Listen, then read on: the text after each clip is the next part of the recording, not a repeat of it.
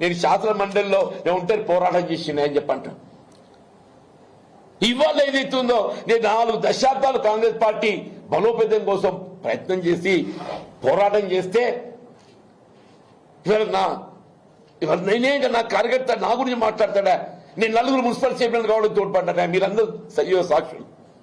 ఇలా Jagtial municipal 4 municipal chairman అయినా 4 municipal chairman కావడానికి తోడ్పడ్డా చెప్పంటున్నా. ఒక 10 మంది జడ్పీటీసీలు ఎంపీపీలు అయిందని చెప్పంటున్నా. ఒక 100 మంది మున్సిపల్ కౌన్సిలర్స్ అయిందని చెప్పంటున్నా. ఒక 100 మంది ఎంపీటీసీలు అయిందని చెప్పంటున్నా. నేను మొత్తం తెలంగాణ రాష్ట్రంలో అసలు నేను తోడ్పడ్డా.